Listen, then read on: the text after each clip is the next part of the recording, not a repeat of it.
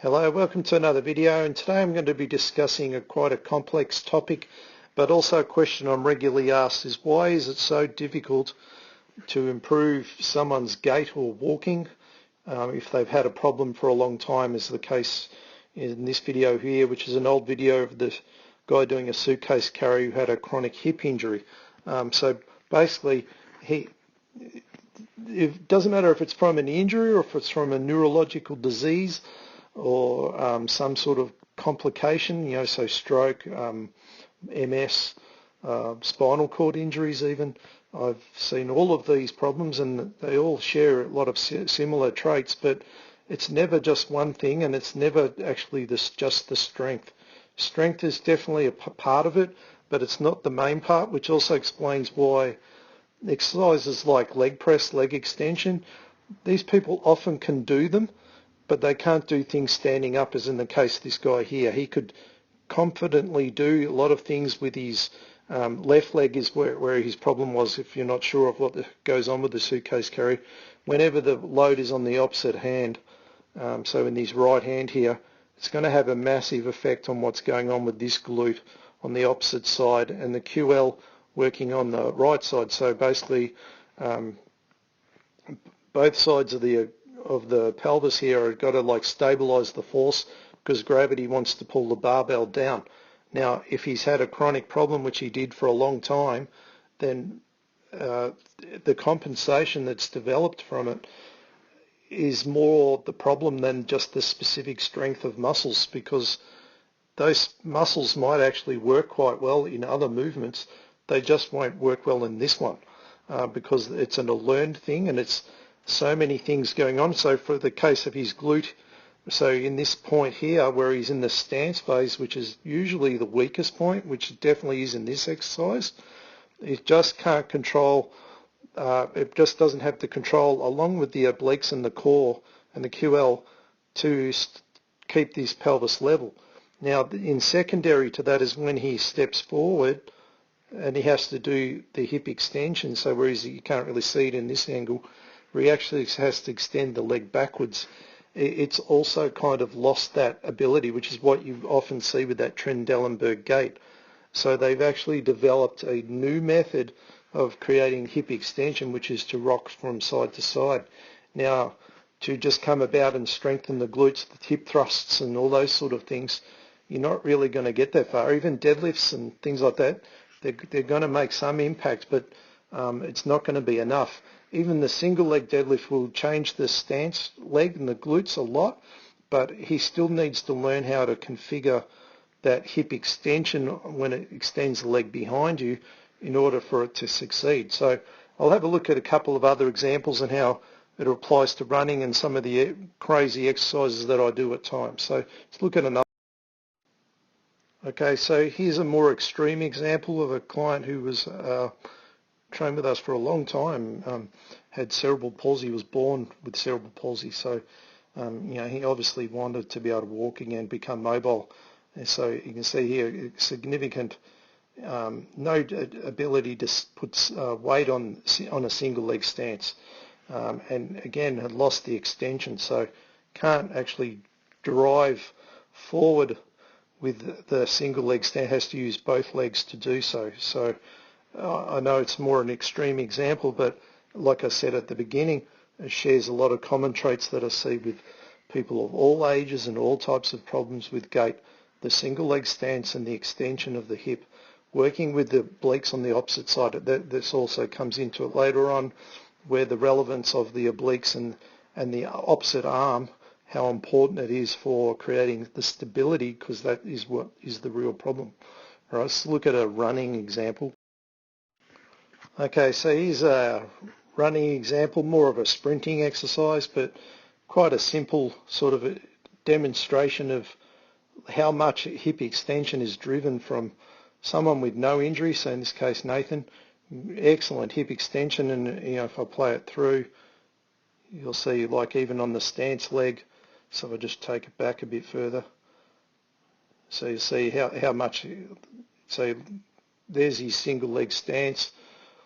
So massive amount of glute strength going to be needed here, and obviously you can see with the arm swing like when it comes through, see how that hip extended right behind him, and working with, and this hip inflection with the opposite side. So this arm extending behind with the left leg extending behind. All right, so that's your posterior sling. So walking is just a slower version of this same thing. Obviously you need a lot more strength and power for a sprinting exercise like this, but really they're bound by the same thing. And to sort of conclude that all I need is to do hip thrusts, the complex interaction with all these moving joints, the body trying to coordinate a bit of rotation through the hip, through the thoracic spine to get that, and the arm coming behind, that hip extending, this all happens in the blink of an eye. So my point of this video is to sort of show you that the reason that it's so difficult is all these things have got to be taught. You can't sort of rely on the body just to figure it out, and it won't understand that from using just simple bilateral strength exercises, definitely not with machines.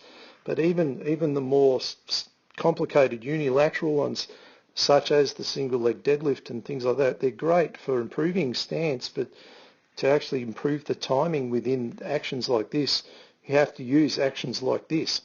That's where the suitcase carrier is very superior in many ways, but it's also extremely difficult to do. If you've ever tried doing it with people with those walking impairments, it's near impossible.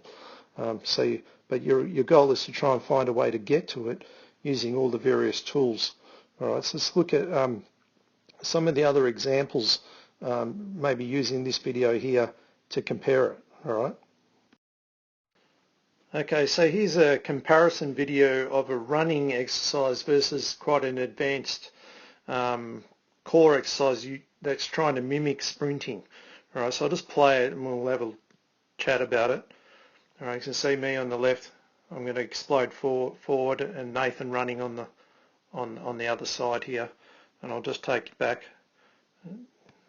so you can see how right at this point here, I'll just bring Nathan into the screen more. You can see as I'm just basically pushing forward, my left hand and my left leg are extending while my right hip comes forward into that running action. See that? So as I'm producing right hip flexion, my left arm is out in front, and as Nathan's creating right hip flexion, his left arm's out in front. All right, so I'm basically like we're doing the same thing just on a different leg. All right. Now mine's a lot more difficult because I've got an abnormal amount of force, so it's very inefficient. Where Nathan running should be efficient. That's what you want it to become.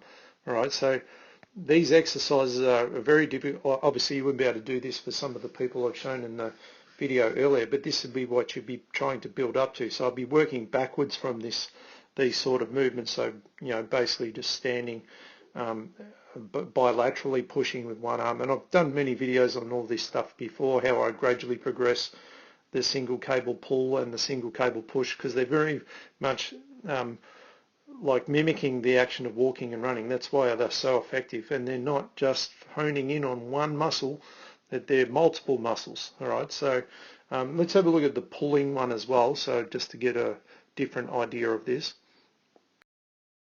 Okay, so this time I've got me doing the pulling action as opposed to a pushing one, but really it's working opposite sides again. So as I'm stepping forward right leg, I'm pulling left hand, and as you can see with Nathan, as he's running through, if I just bring it back, you can see him in the screen better.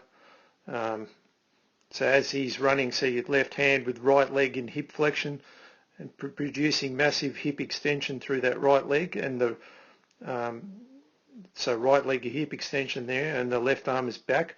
You can see now as I'm doing this exercise, the main part of this one is actually the stepping part.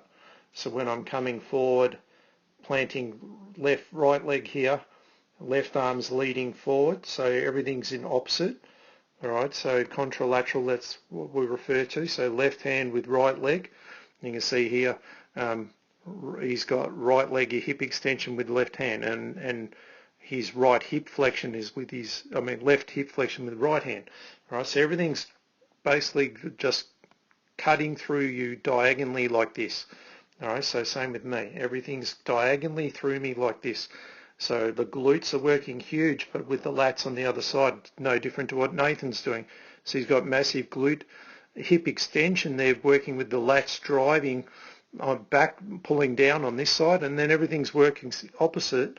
So as he has to, now the stance phase here is massive because the glutes have got to actually control the forces, which I've spoken about earlier, and then immediately transfer into extension. So he's going from like a stabilizing role and then automatically switching into a propulsion role, and that's exactly what I'm doing in this exercise.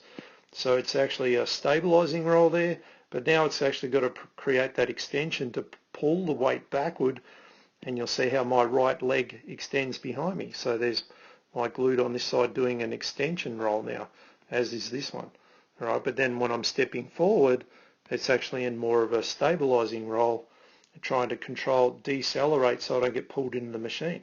All right, so you can see how they're very similar in what they're trying to do, and why they're so much more effective than just doing standing or calf raises and I don't know, all the squats even. You know, these exercises are good exercises, but they will not change walking, no matter how strong you make the muscles, because it's not their strength, it's their timing, it's how they interact with each other. So, you know, so how they're interacting to create this huge amount of force and tension to stabilize and then create that propulsion. That's what you have to change. That's why it's so tricky, because you can't use simple exercises to do it.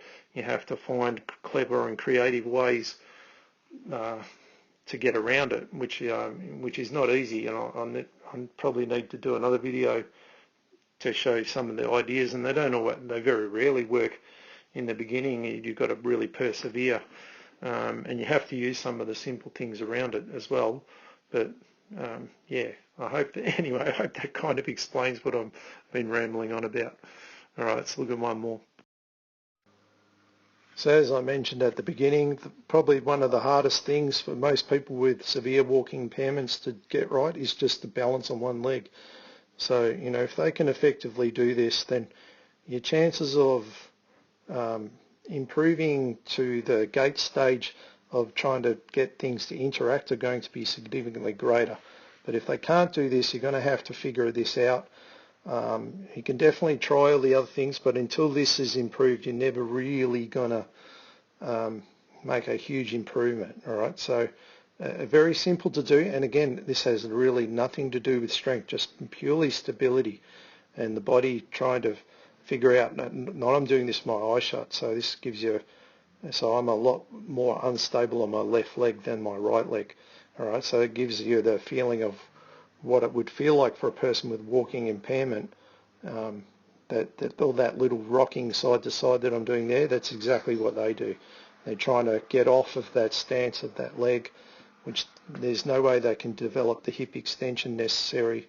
They're going to shorten their stance, their gait, then everything's just going to turn into stiffness. So yeah, anyway, this video could go for like 2 hours, but I just wanted to give a couple of examples just to, you know, and hopefully I've explained it better for you. And the solutions of, you know, many of the videos, I'd say check the description below, because I'll put links to articles and that, because to give you a simple answer is not one. There's not like just one exercise, there's multiple, and it just depends on the person. It's, but the main thing you should get from this is don't get bogged down in thinking it's all about strength.